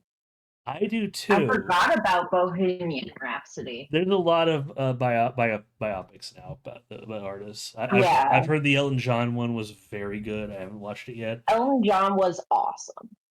but it made me realize watching these movies so close together that like in like the 90s and late 80s, whenever there was movies about like they were based off a true story, usually they were sports movies. But in general, Yeah. yeah, in general though, there was, I guess, more of a reverence to the story at hand, and more. And I'm not saying Bohemian Rhapsody and them disrespected the story. No, not at all, not at all. But No. like, look at Remember the Titans. I think they cared more about portraying the story as accurately as possible no matter what, it's a movie. Things are going to have to change. No matter what, that every based off of a true story movie is not the 100% true story. Some things are cut to Well, yeah. that is just a fact. But when old with older movies, like it feels like there was more of an onus to be honest. To like this is generally what happened with as fewer liberties as possible. Whereas with Bohemian Rhapsody, their priority seemed to be telling a story and not necessarily the true story. Does that make sense? Yeah, no, I can definitely second that because I do notice that a lot of times in the newer films, it's more of like, okay, we're going to try and make this a little bit almost like more dramatic than it needs to be, Yeah. It's like they're just to get more feeling, get more film, get more uh, thoughts and people to watch it, you know? it's in some movies it works. Like Bohemian Rhapsody, it worked because they they added a little bit of drama, but it's a Yeah. believable amount of drama because let's face it, Freddie Mercury was a character and Oh, yeah. he lived a very dramatic life. And So that makes sense. It yes, does. For the character that they're focusing on, for the person that they're focusing on, I can 100% agree with that. yeah, but I have heard and because I haven't watched them yet, but I've heard through a few like things that a few people who've watched like the Elton John one, or there's that recent one about oh gosh, the reggae. What's his name? Oh, Bob Marley? Yeah, Bob Marley, One Love. Like people Yeah. who said that those films they weren't 100% accurate. They were clearly just trying to tell a story, which Yeah. like it's very that they're comparable to Bohemian Rhapsody in that regard. I'm not saying that's the wrong thing, Hmm. but and to be fair, I do think the biopics that we have, even though they're not the full story, are good. Like it's I just wish there was a little more in desire for filmmakers to tell the honest story. I know that's a hot button topic right now. Yeah. No, but I can agree with that too because I'm always looking for what actually did happen and I want to see it play out. People like to see the history of what happens. Like, there's a lot of movies that I wouldn't think that like you a lot of people I know wouldn't think that I would like these movies or even be aware of them. But like I have watched them and very much liked. One that I watched from the '90s is called The Great Debaters. I don't think I've seen that one. It's about that all black debate team in the South that kind of basically went to nationals, and Oh, yeah. and here's the thing: they do not pull punches at all. Um, a kid, for lack of a better term, he basically witnesses. Let's just say he witnesses Klansmen doing things. Oh, yeah. This is a Yeah. yeah. This movie does not pull punches. Like it's a very specific like example, but because it didn't pull these punches and it told like the exact story without like overinflating what victory they had, without shying away from the troubles they experienced. Which here's the thing, and and I think that ending is probably why I'll get to that in a second. But yeah, the because it was more honest, I felt that was more engaging. I have a DVD of the Great Debaters. Like I'm gonna keep it in my collection. I really do like that movie, but Yeah. I I do think the ending is always why they always put more emphasis on telling a story because they want the ending to be that satisfying, just huzzah of an ending. And here's the cruel reality: it's not often that grand victory. Sometimes it's a very mundane victory. Like well, Yep. in great debaters, Like they weren't like trying to save the town and trying to win prize money so they can. No, they wanted to do something they know that to say they could. They won a competition. Yeah. That's it. Like that's literally it. In the movie, like they're happy they won a competition, but life still kind of proceeds as normal after that. They're just a little more confident. And like Yeah. that's still inspiring. We're just not like Remember the Titans level or friggin' Bohemian Rhapsody. Everyone happy ending. It's just sometimes it's more inspiring to be honest, even if that honesty is like some level of mundanity. Yeah. And I think that's something that new movies, like from probably about 2012 maybe and onward, they really started to focus on, okay, how can we make this more of a flashy ending? I'm not going to say happy, but a flashy ending. And I feel like that took away some of the magic that comes from watching movies. 100%. People want that big enjoyable climax, and it's all about selling tickets and just look. I watch superhero movies and monster movies most of the time. It works for those. It doesn't always work for face for like based off true story movies. There's an older movie Yeah. that I want to experience. It's a movie based. It's based off of a true story. It's called The Straight Story. Have you ever heard of it? The straight story. Yeah.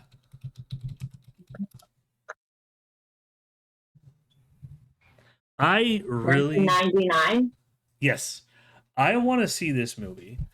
By all accounts, it's very like a lot of people rate it highly, but if you start looking into reviews, most people will say it's one of the most boring movies ever.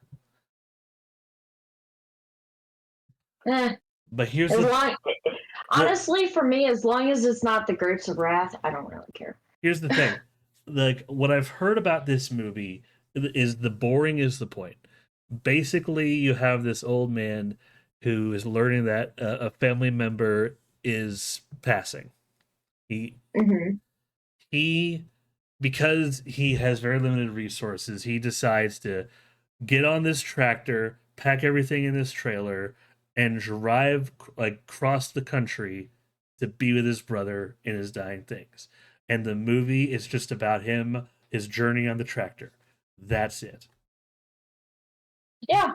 The ending is just what you would expect, just him like being with the family member. But I've heard a take on this movie. It's like the whole you get to see him with his brother, and that's satisfying. The whole reason it's satisfying is because you just spent an hour and a half with this guy going through the boring stuff just so you could experience how much it sucked for him to be on that tractor. Yep. Because again, this is a thing that happened. Like some guy actually did this, and it inspired a lot of people, like in these small towns. Yeah. And I think that's where these types of films have their mark, is the ones that will make a mark on people and show, hey, something can be done about most things. Sometimes there's nothing you can do, but it's up to you on how you decide to deal with it. I feel like these types of films are the ones that inspire us to choose directions in our lives if we're struggling. Mm-hmm.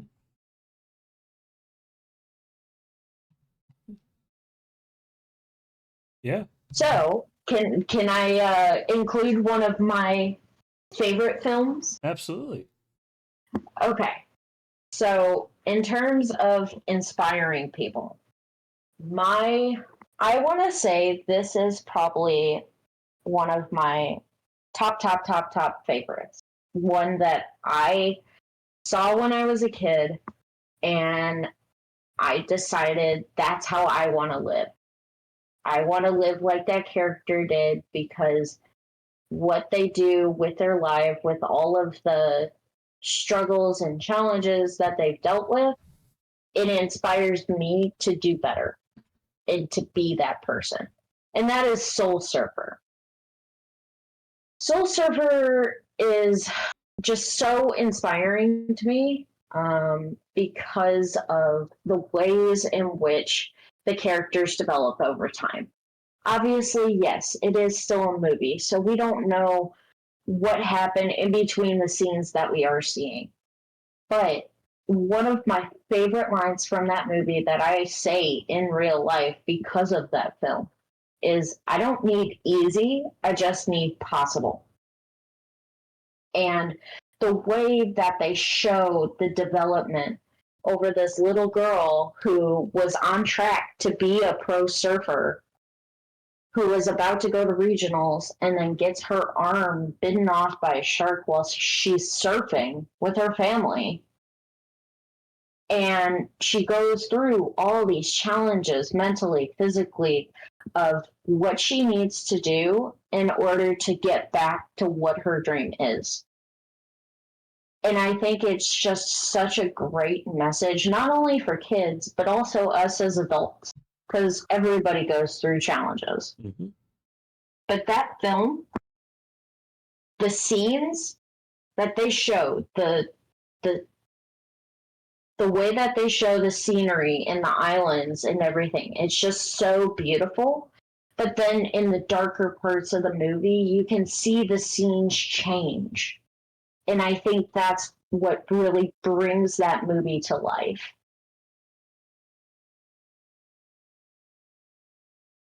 Okay. Um, because, you know, the way that they show film is so important to what it does to our moods when we're viewing it, right? So, in part of the movie, they're in the water, and it's such a happy night for them. They're going night surfing, and there's fireworks in the sky and everything. But then you keep seeing they tip off their surfboards and they fall into the water at nighttime, and you think, oh, this is going to be the moment that she gets hit by that shark. But it's really not that moment. It happens the next day when she's out on the water with her family. It's sunny outside, the waves are perfect. So I think it's moments like that in these types of films where it really shows us, okay, yes, the dark moments happen, but not every dark moment is going to have something bad happen. Just like I know you said, Sam, a lot of these movies that came out of the 90s and the early 2000s that are in this genre, a lot of them are sports movies, right? Yeah. And so one of the ones that also popped into my head that I love is The Blind Side. Have you seen it? Yes, I have. It's been a minute. Yeah. So the one with Sandra Bullock, and Yes. how she takes in this kiddo to be her son because of everything that he's dealt with. And she gets him to a point where he can still be true to himself and his upbringing, but also be the person that he wants to be. I love that. I find that so inspiring, and I think that's really what all of these movies in this genre are meant to do. They're meant to inspire us. They're meant to show us that we as people have control over ourselves, not just our circumstances, not just our upbringing. Right, Sam? Yep. In The Blind Side, oh my God, there's just so many great scenes out of that movie. Like when he's protecting her when they go into the projects that he grew up in, and she's like this little white girl, and he's protecting her and stuff because all the guys are like hitting on her and stuff. I just love that because I feel like it's so true, but we don't see that all the time in movies. Because a lot of times we try to shy away from things that aren't with the societal norm, right? Right. So I love that movie. Um, Going back, an even older movie. Have you seen The Eighth Mile? I've seen 8 Mile, the Eminem thing. Yeah, 8 Mile. Yeah, about Eminem. Yeah. Um, I think that film also shows a lot of areas in society that we normally wouldn't look at, right? Yeah. Because if we're driving through those parts of town, we're keeping our head down. We're not paying attention. But in movies like that, we can really see, these are a lot of the things that people go through when they live in these types of areas. These are the struggles that they have, these are the challenges. It's not that something extraordinary happened to them, it's these are the struggles. And we, as people, need to acknowledge each other's struggles.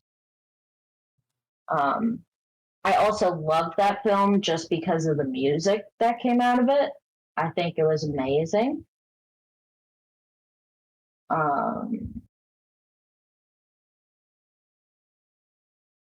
Going into another thing that you said earlier about how we take these movies from real life, we take these stories and then create them into film. One of the recent movies that I watched last week was the Amityville Horror. Oh, So taking a turn more into horror movies versus the inspiring ones. That film, you don't really think about those horror movies being based on true stories.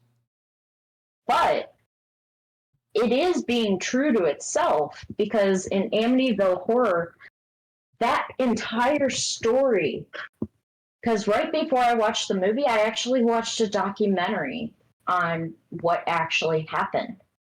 And then I went back and rewatched the film. The film is all based on not what actually happened to the family, but the story that was created by the family that came after the murders.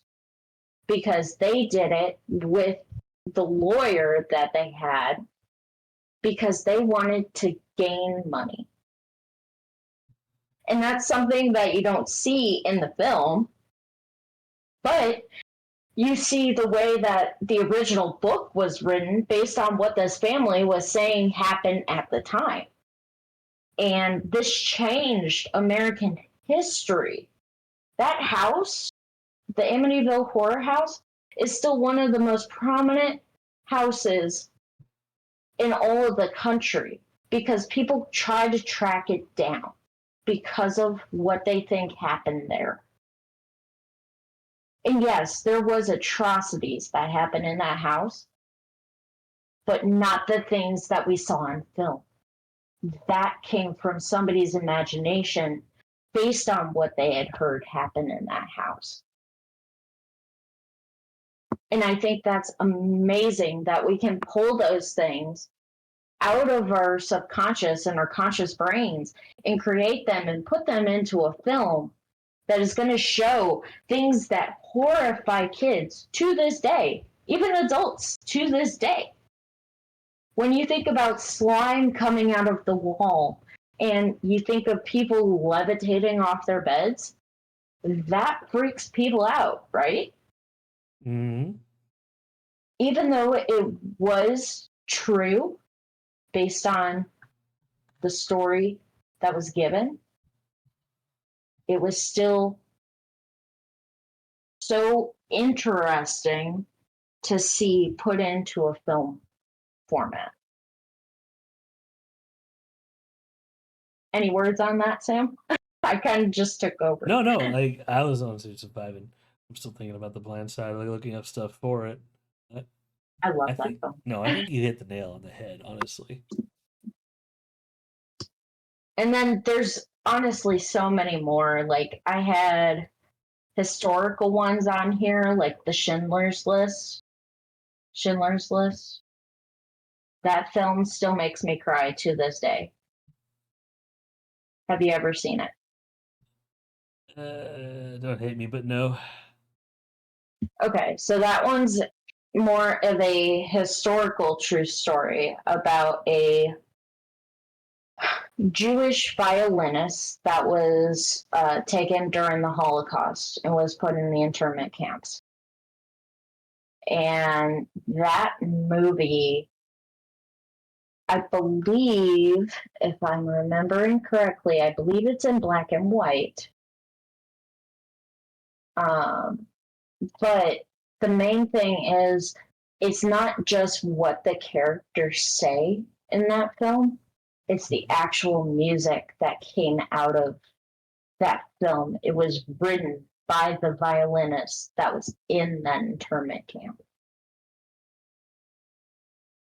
in conjunction with John Williams, who is a musical genius, as we know. Yes. Um, but I think that it's so interesting to watch these movies and see the little different aspects from each one that pull it out to make the story. And Schindler's List, yes, it's about a atrocious time in history, um, but it shows how strength can come out of those times and be able to build the arts and other aspects. When we think about all the things that people saw when they were stuck in those camps, I can't imagine. But in Schindler's List, we see that, but we also feel it through the music that is being played. And as somebody who, back in high school, I actually used to play violin. One of my Oh. solos that I played for a competition was Schindler's List. It was the theme, and then the other song that comes after that. And I can tell you, Sam, every single time that I would perform that piece, I would cry Oh. because of the movie and how the music moves throughout the movie.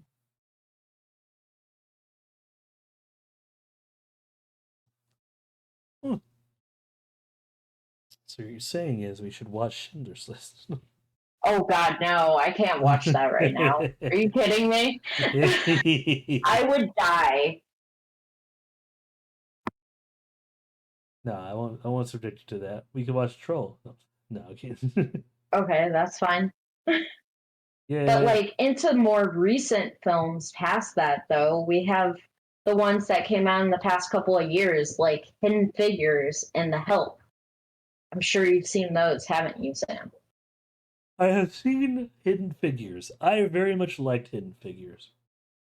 You haven't seen The Help though? No. Ooh, I'm surprised. I freaking love The Help. My family, we quote that movie at each other all the time.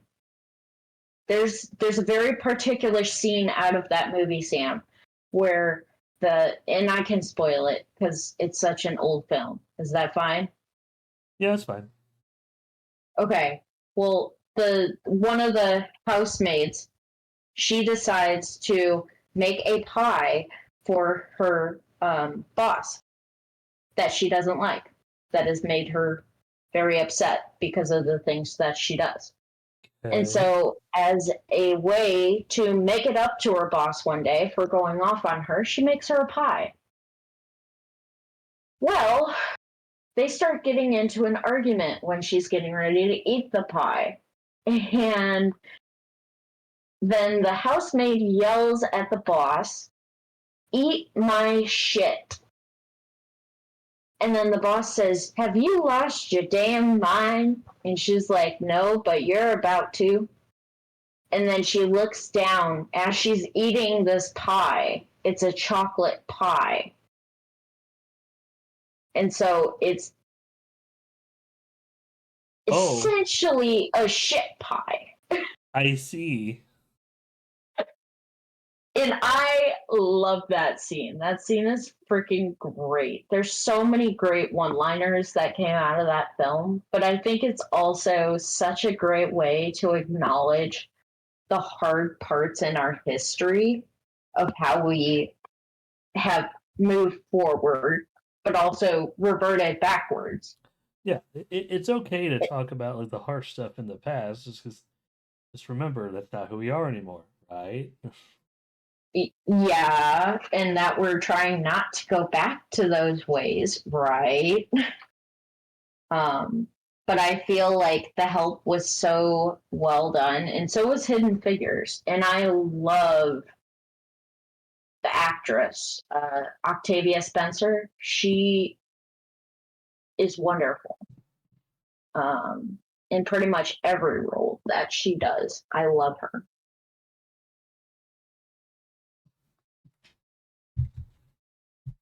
Okay. Like I said, I did like Hidden Figures. Just the I do remember the monologue she made about just the bathroom thing. Oh, yeah. And I love how they have the boss from NASA just going in with a freaking sledgehammer and taking that shit down. It's so good. Yeah, It shows that we can be human beings.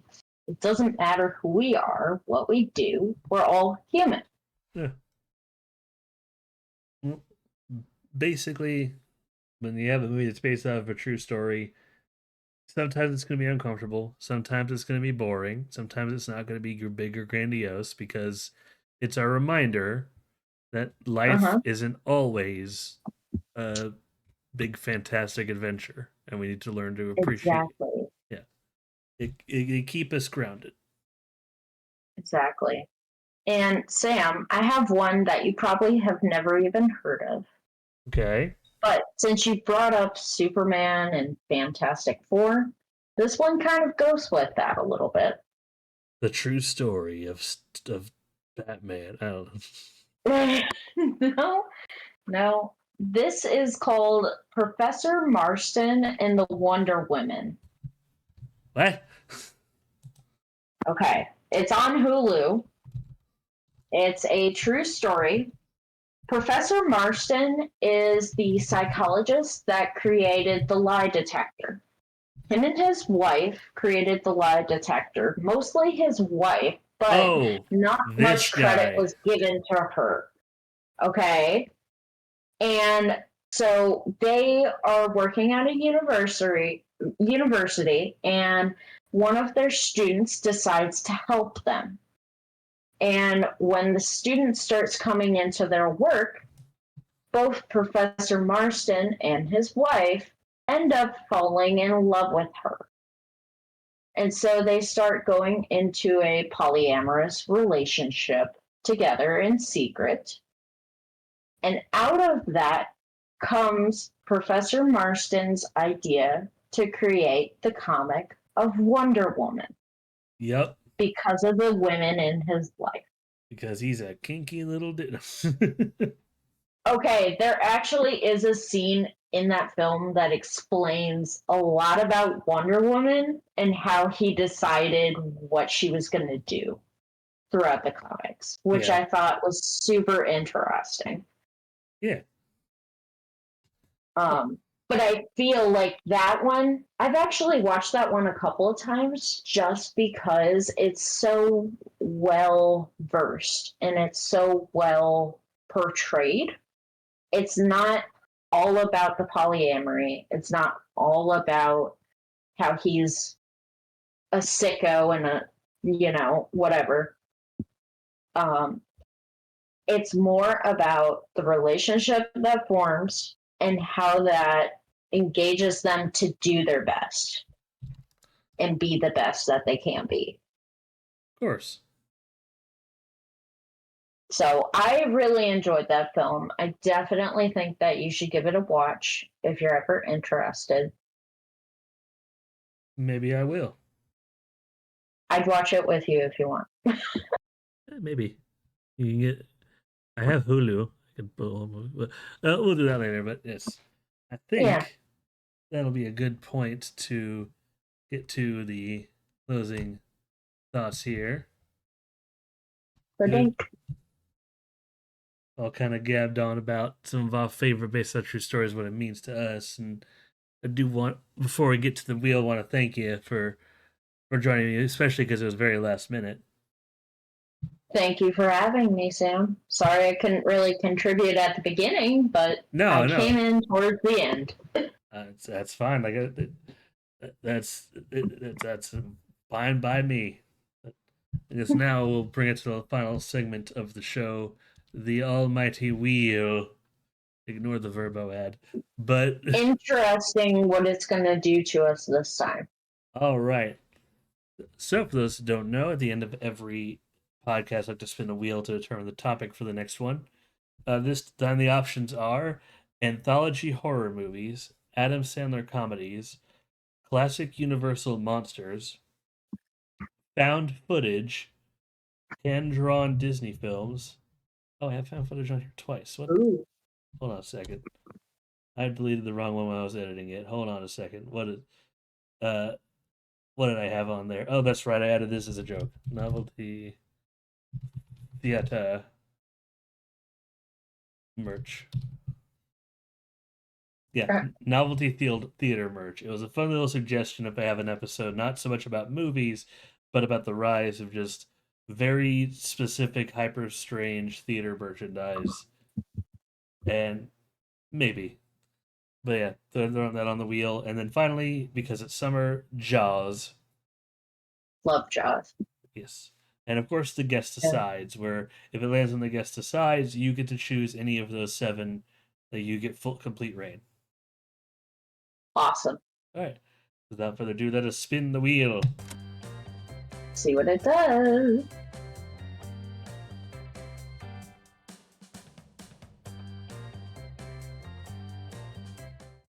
Found footage.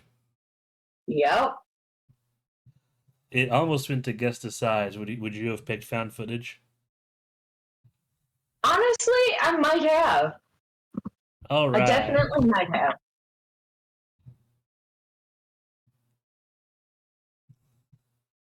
All right. Because that would be a lot of horror movies. So. It would be a lot, and like, but it also has some of my favorite, one of my favorite movies, that being Cloverfield. Oh, yep. Yep. But there's also Paranormal Activity, which I like the first one, and then The first one is good. there's Blair Witch Project. uh, I'll go into it more when I have the episode about it. But there's a fan theory that's soft confirmed about the Blair Witch Project, and I think that assuming that theory is true makes the movie so much scarier. Oh, yeah. 100%. Yeah, Because I know which one you're talking about. the theory that there is no witch and the other guys knew it, Yep. Yep. and this whole thing was just a very dark. Yeah, no, like because if there yeah, I'll go into it when I talk about the Yeah. thing, but no, yeah. Next time, found footage. Yes. Thank you once again. Thank you for joining us, Lex. This has been Thank you for having me. This yeah was a lot of fun. yeah yeah. See everyone in 2 weeks time. We'll talk about Fantastic Four and found footage, and apparently a bunch of F alliteration. Yeah, you need to come up with a cool name for the episode. FFF. I'm probably just gonna call it "Found It." That makes sense. Just I found it. Found your nose. We'll see. Yes. Thank you all for watching. Bye. Bye.